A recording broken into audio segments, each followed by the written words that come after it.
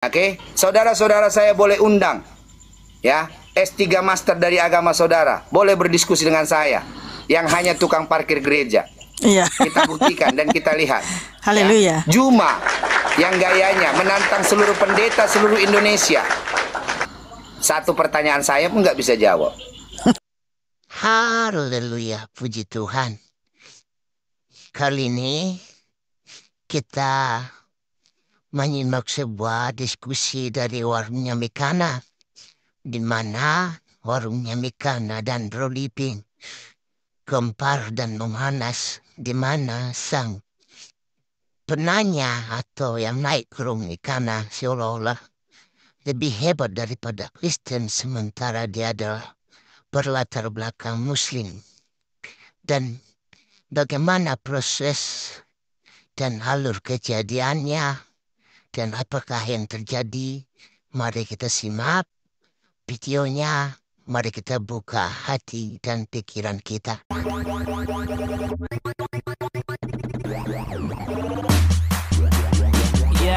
Let me do that. Yang matiin saya. Iya, kalau kamu ngeyel terus saya turunkan karena memang di sini begitu. Kalau ngeyel saya turunkan. Ini kamu curang gitu loh. Berarti bukan masalah curang. Kalau gini, berarti kamu menang sendiri. 2 lawan 1 kamu. Dengar, kamu kalau nggak mau dengar saya turunkan juga loh. Dengar ya, dengar baik-baik. Kamu turunkan saya, berarti host ini iya, terserah. 11.000 orang nonton, orang bisa menilai. Iya, nggak apa-apa. Karena di sini dengar dulu penjelasan saya ya, dengar. Saya dengar, saya dari kemarin udah dengar. Oke.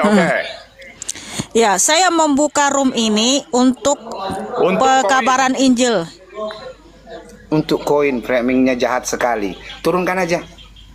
Untuk jangan koin turunkan enak saya dulu. aja. Oke, saya menjelasin. Turunkan saja. Saya dengar. Nggak perlu kita orang-orang seperti ini. Iya. Ya. Enak aja dia bilang kita mencari koin. Emangnya lu ngasih kita koin? Jadi gini teman-teman, saya jawab dulu itu, bentar dulu toh. Saya buka room ini untuk edukasi Alkitab, ya, tanya jawab Alkitab, pekabaran Injil. Anda bertanya, Alkitab menjawab. Tapi kalau Anda ngeyel, kita balik bertanya atau kita turunkan ya.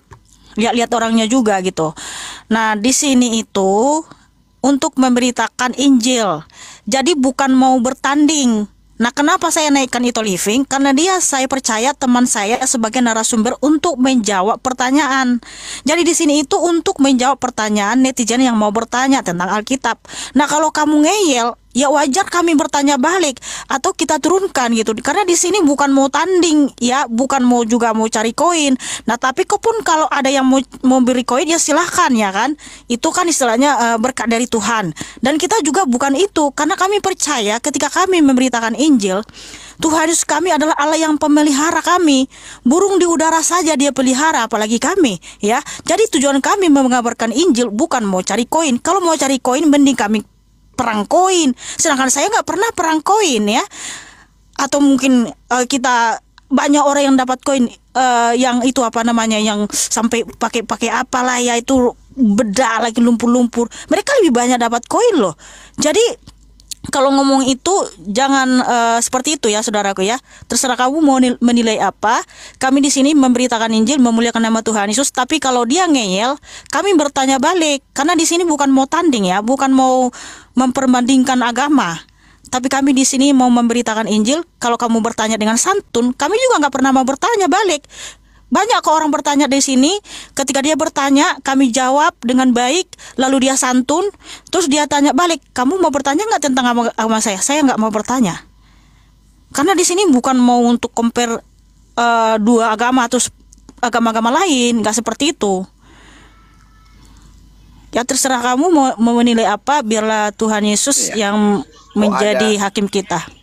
Enggak, itu gini aja. Loh. Kok ada ucapan 2 lawan 1? Emang ini ring tinju? Iya. Aneh. Ini bukan ring tinju ya. Menunjukkan rendahnya kualitas dirinya.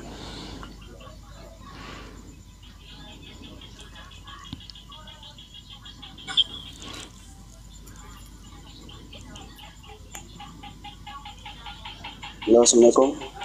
Ya, waalaikumsalam. Uju. Ya, cepetin ya. Ya, bisa buka kamera saudaraku?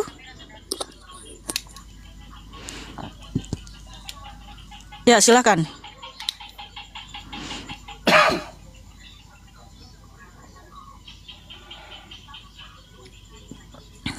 Ya silakan Ucup, ada yang mau ditanya? Silakan.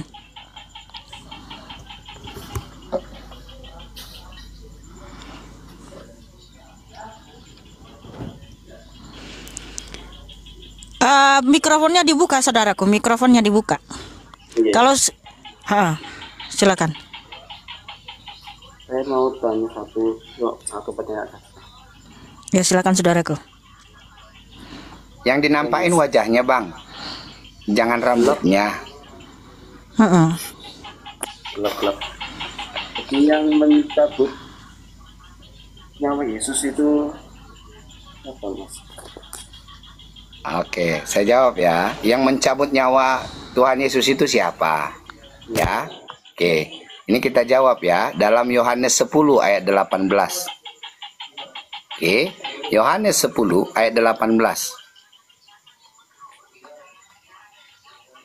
10 ayat 18. Ya. Tidak seorang pun mengambilnya daripadaku, melainkan aku memberikannya menurut kehendakku sendiri. Ya. Aku berkuasa memberikannya dan berkuasa mengambilnya kembali. Jadi tidak ada yang bisa mengambil nyawa Tuhan Yesus itu, Bang.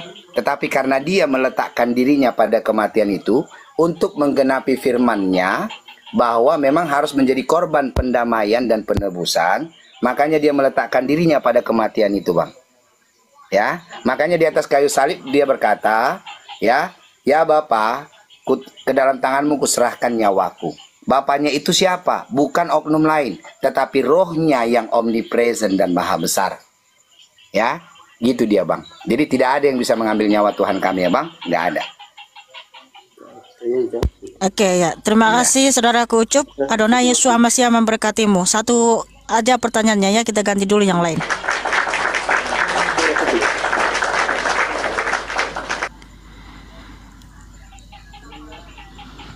Ya, jadi kalau dia bertanya ya kita jawab. Cuman jangan pula dia merasa lebih pintar. Nah, orang si Rahmat tadi, si Yusuf tadi mau membantah jawaban kita sementara dia Islam. Apa haknya Si Rahmat membantah itu ucapan memang kita? orang berpolemik. Selamat malam itu. Ya, malam itu Ilham, tolong buka kamera. Karena dari kemarin dia minta terus. Tapi Ilham, selamat malam, brother. Malam. Selamat malam, abangku. Saya ini dulu, Bang. Menurut abang lah, ya kan, Bang? Kalau kita orang yang bijak, Bang, maka kan kita kan tidak menjadi orang yang lebih paham isi rumah orang lain daripada yang punya rumah, betul, Bang? Ya kan? Jadi bagaimana jika seorang Islam merasa lebih paham tentang Alkitab dan atau seorang Kristen merasa lebih paham tentang Al-Quran? Kan itu udah bersalahan. Sepakat nggak, Bang Ilham? Enak kali pula lah dia makan pisang. Iya, jadi itu yang kami lakukan di sini, Bang Ilham. Tetapi kami dianggap sepertinya kan teman-teman saudara-saudara abang yang Ilham ini Islam ya, saudaraku. Saudara-saudara abang yang Islam ini merasa bahwa kami tidak adil. Enggak. Karena kami kan, Bang, gini. Supaya kami tetap dalam koridor ya, menjaga prinsip saling menghormati. Ya, maka kami pun tidak akan pernah ya mencoba untuk menafsirkan atau menjelaskan isi Quran itu. Tapi kami bertanya boleh.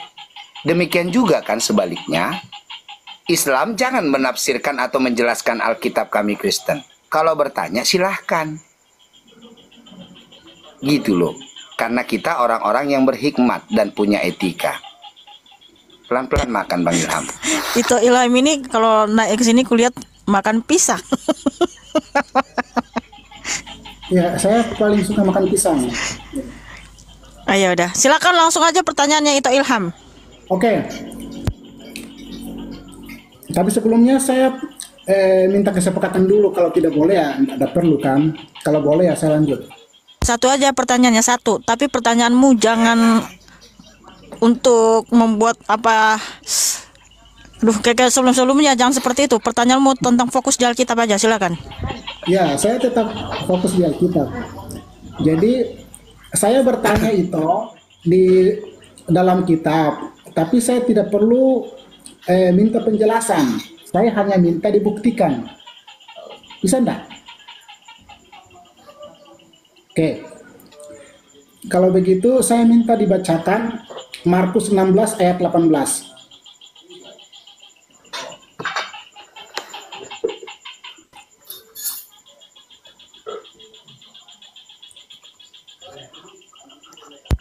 Markus 18 ayat 18. Markus 16 ayat 18.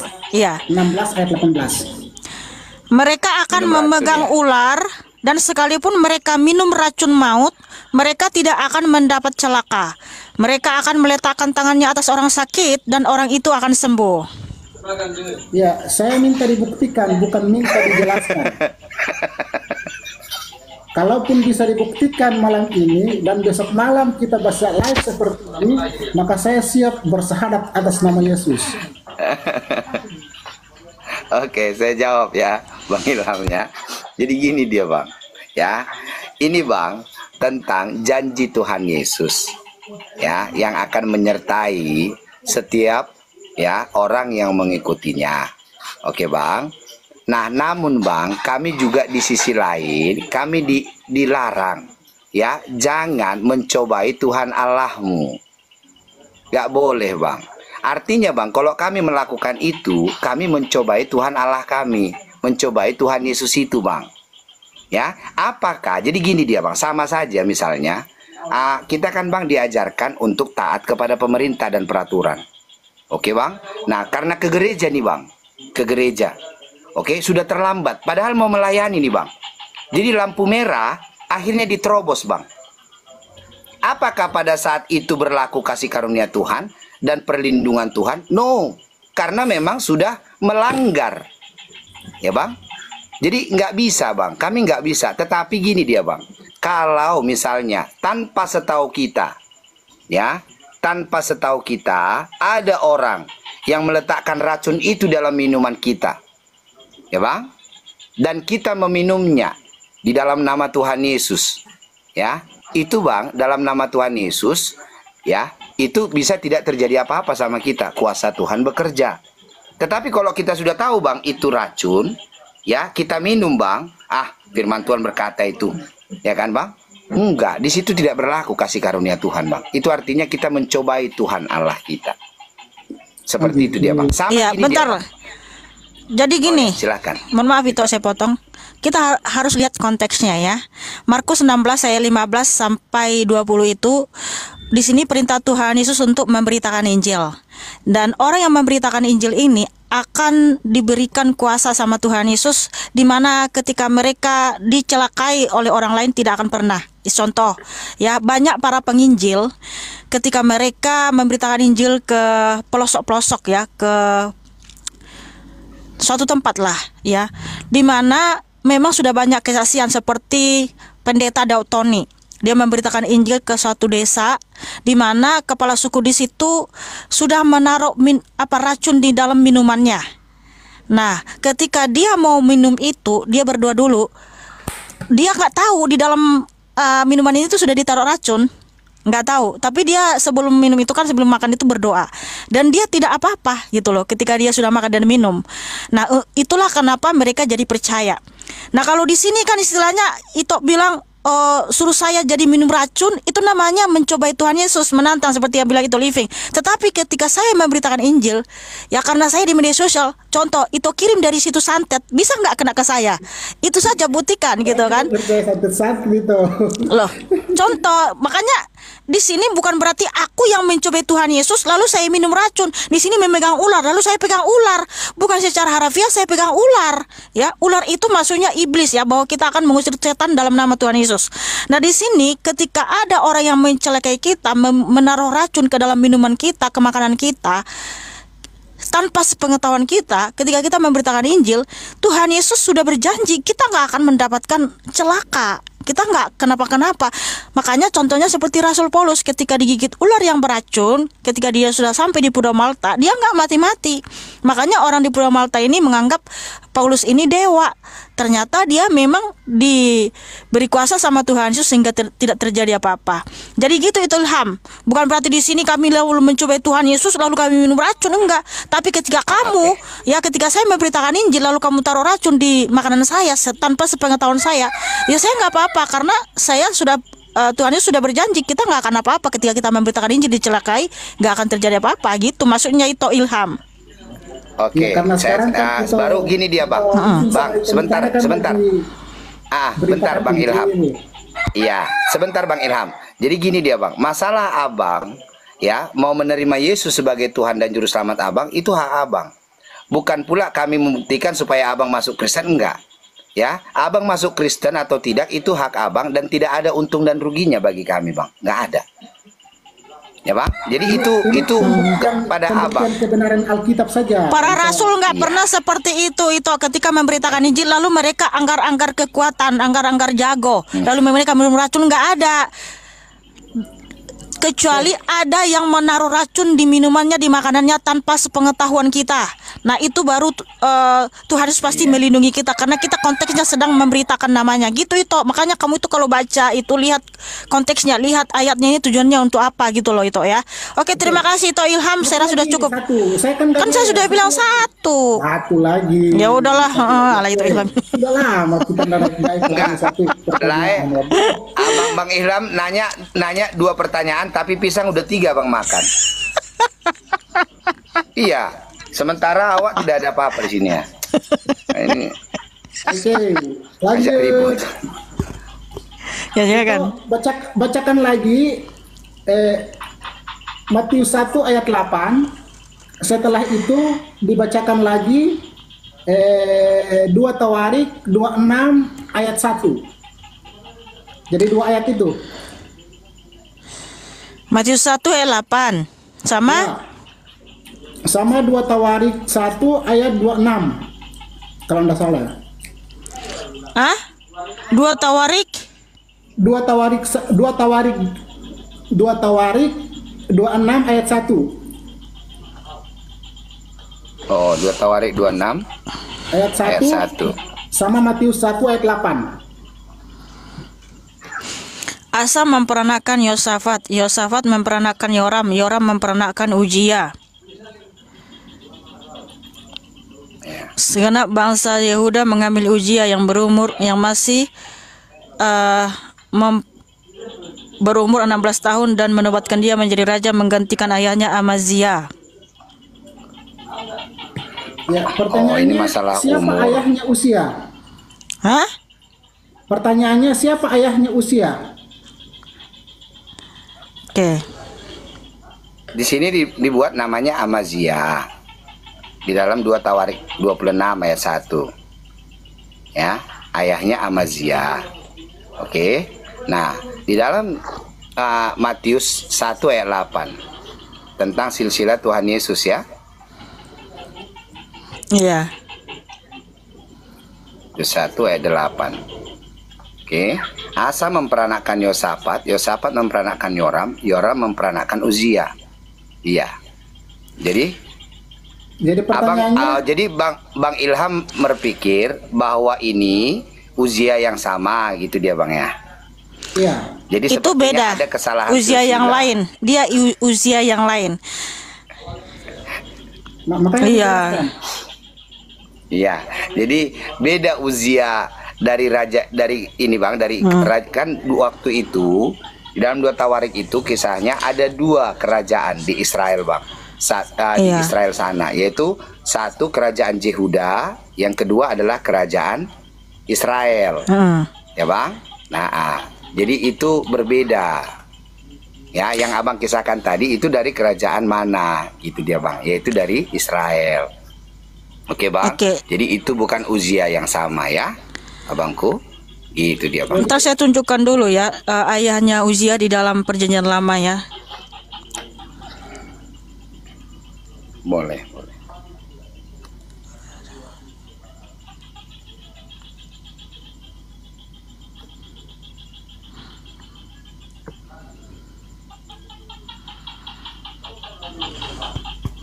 Dua tahun.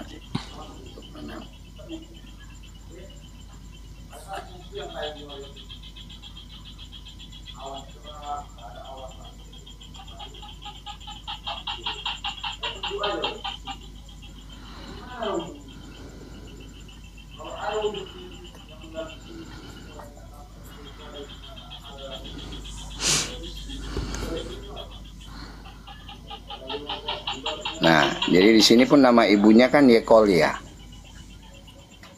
Ya.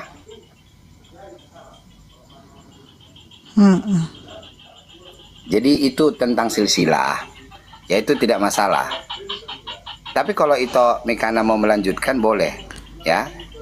Tergantung Ito. Tapi itu kan jadi jelas Bang. Itu kan kalau di dalam 2 Tawarik itu Bang, itu tentang kisah silsilah raja-raja. Ya. Nah, tetapi di dalam kitab Matius 1, ya Bang, itu tentang silsilah Tuhan Yesus itu, ya Bang. Untuk silsilah, bahwa silsilah Tuhan Yesus itu ditarik dari suku Yehudanya, ya Bang. Karena makanya Tuhan Yesus itu disebut The Lion of Judah, singa dari Yehuda. Jadi berbeda memang. Ini juga sebentar. Jadi ini juga ya menjadi satu pengingat bagi kita.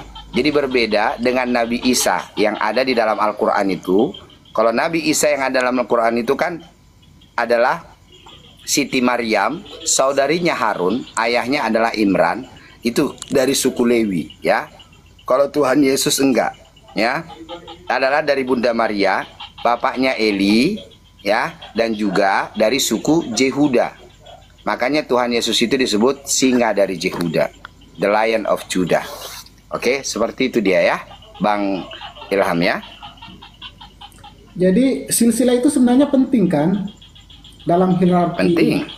Makanya di dalam kitab Lukas untuk menggenapi pembuktian penggenapan antara dalam Kejadian 3 ayat 15 itu, silsilah Tuhan Yesus itu ditarik sampai ke Adam.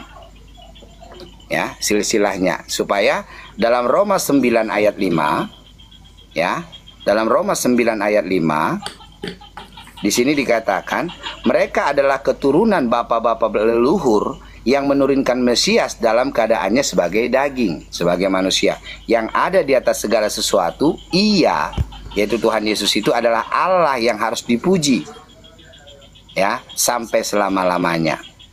Oke, jadi untuk menggenapi nubuatan itu Bang, dalam Kejadian 3:15, agar genaplah bahwa keturunan perempuan ini. Makanya Tuhan Yesus kami lahir dari rahim Maria, ya. Dia datang ke dunia ini memilih lewat jalur dari rahim Maria. Seperti itu dia Bang, ya. Ya Bang Living. Oke. Jadi kalau silsilah itu penting, kenapa Paulus itu tidak dijelaskan silsilahnya? Iya, Kalau jadi gini silsilah dia itu Bang. Tadi kan saya sudah, Mikana sebenarnya sudah jawab tadi Bang. Kenapa silsilah Paulus tidak dijelaskan secara detail di dalam Alkitab kami? Karena memang pusatnya Alkitab kami itu Bang, fokus kepada Tuhan itu sendiri, yang merupakan pusat dari firman Tuhan itu, yang adalah Tuhan itu sendiri, yaitu Tuhan Yesus itu Bang.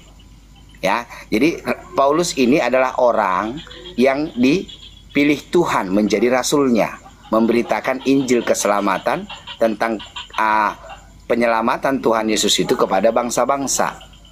Ya, jadi makanya di dalam Alkitab kami tidak dituliskan silsilah Paulus itu secara detail. Oke Bang. Nah, namun kalau misalnya kita baca misalnya Bang, ya, bahwa Paulus ini adalah salah satu suku dari Benyamin, di antara 12 suku Israel itu, berkebangsaan Romawi. Dia berkebangsaan Romawi, ya, yang memang seorang ahli Taurat yang taat, gurunya bernama Gamaliel. Gitu dia Bang. Tetapi kalau masalah silsilahnya tidak. Ya, tapi fokus, makanya Paulus tidak menceritakan di dalam surat-suratnya pun kepada jemaat-jemaat, Paulus tidak menceritakan tentang dirinya, tetapi Paulus lebih cenderung menceritakan tentang kasih karunia dan keselamatan Tuhan Yesus itu. Karena itulah yang merupakan fokus dan senternya. Gitu dia Bang, pusatnya. Oke.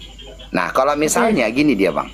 Kalau misalnya itu menjadi polemik, ya, bagi orang Abang, it's okay, ya, menjadi permasalahan, ya, itu hak orang Abang. Tetapi dalam iman kami Kristen itu tidak menjadi masalah, ya, dan tidak menjadi persoalan, karena itu bukan faktor penting dalam keimanan.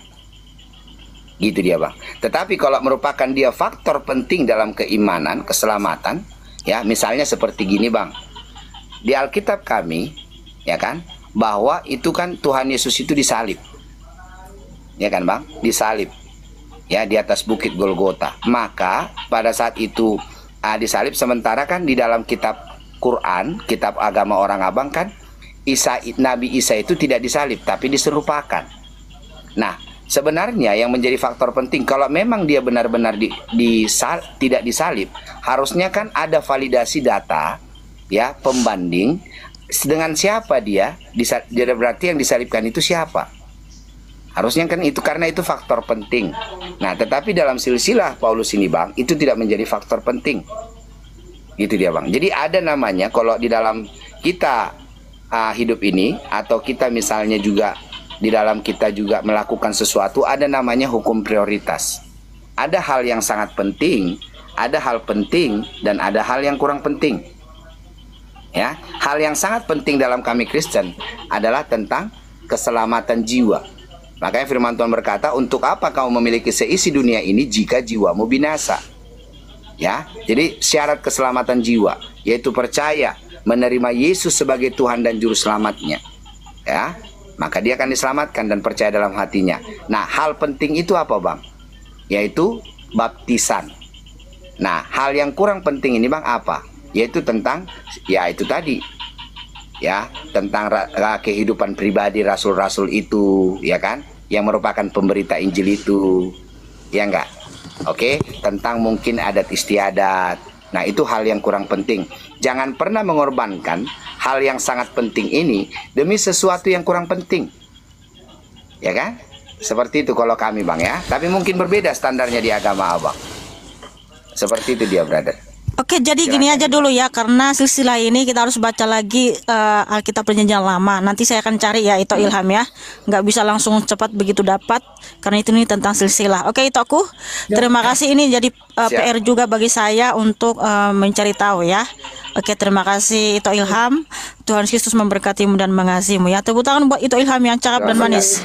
Selamat malam semuanya. Ya, thank you brother.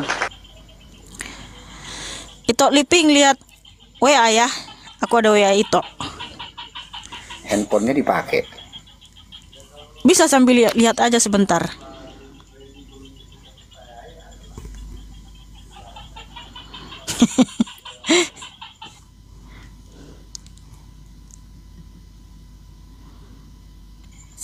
Siap. Oke. Ya, saudaraku yang baik hati semuanya,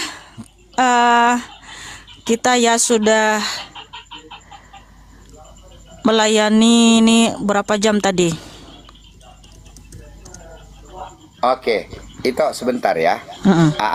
Sepertinya memang luar biasa. Nggak apa-apa, saudaraku ya. Walaupun saya katakan saya tamatan sekolah dasar, is okay. Ya, tapi saya yang tahu saya tamatan apa ya, saudara-saudaraku ya. Tetapi saudara perlu tahu, di dalam kesederhanaan saya yang hanya tamatan sekolah dasar pun saya bisa dipakai Tuhan luar biasa. Dan saya, saudara-saudara bisa melihat, tidak ada pernah yang bisa mengalahkan ya hikmat yang dari Tuhan. Ya, jauh melebihi orang yang punya gelar S3 atau master. Ya, saudaraku. Karena apa? Karena pada saat melayani Tuhan, saya tidak mengandalkan ijazah saya, tapi saya mengandalkan roh Tuhan saya. Ya, itu dia, saudaraku. Lanjut kita. Iya, kalau kata orang pintar ya, jadi gelar S1, S2, S3 itu membuktikan orang pernah belajar, tetapi belum tentu itu bisa membuktikan dia pernah berpikir. Betul.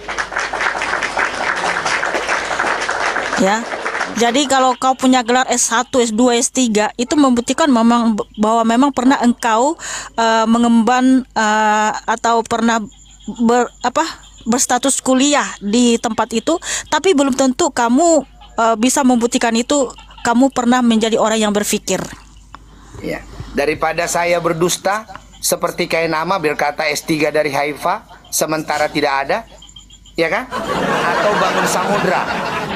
Atau mualaf itu bangun samudra yang berkata apa? Anaknya kardinal, ibunya penginjil, padahal Islam dari sejak lahir. Dan sekolah ngambil S3 loh di Vatikan. Sejak kapan ada S3 teologi di Vatikan? yang saudara pilih. Ya Allah ini lagi dibilang profesor, doktor, mantan pendeta dari atas pendeta. Saya bilang kok nggak sekalian aja dibilang mantan paus.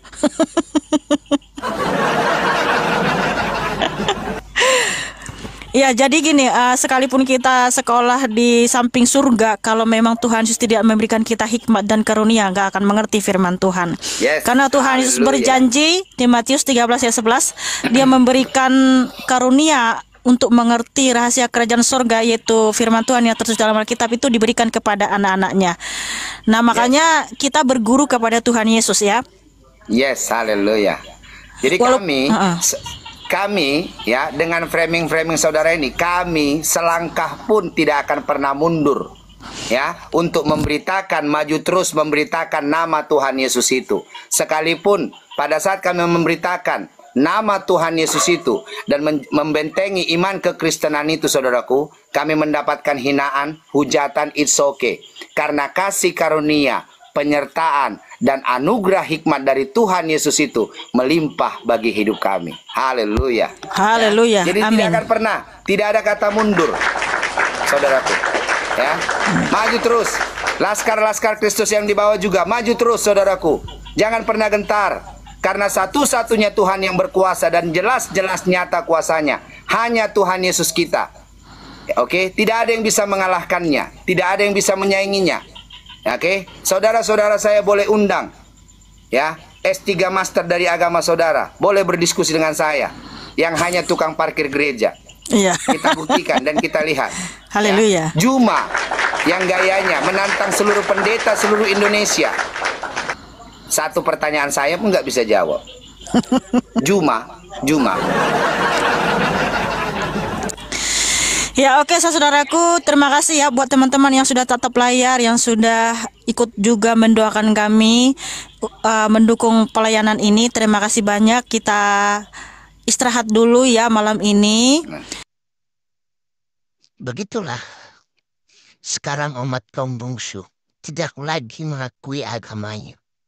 Berdalih agama orang lain dan ateis untuk memuaskan apa yang ia mau seperti akal dan pikirannya. Apologet Kristen tidak ada memaksakan kehendak atas apa yang diyakini. Dan kita sebagai apologet tidak pernah memaksakan. Jikalau Anda tidak cocok atas apa yang kami beritakan, ya silahkan out. Kenapa harus menonton dan kenapa harus ikut berpartisipan? Ini menjadi sesuatu hal yang aneh dan yang ganjil di akhir-akhir ini. Apakah mereka tidak lagi mempelajari apa yang menjadi panutannya atau yang menjadi pedomannya sebagai Al-Quran? Sebenarnya ya baca Al-Quran lah. Tidak usah mengikut warung-warungnya orang Kristen. Kita hadir tidak untuk memuaskan kaum-kaum dunia atau umat bungsu. Kita menghadirkan pengabaran Injil untuk orang-orang yang mau berpikir, membuka hati, dan membentengi iman Kristen pada khususnya.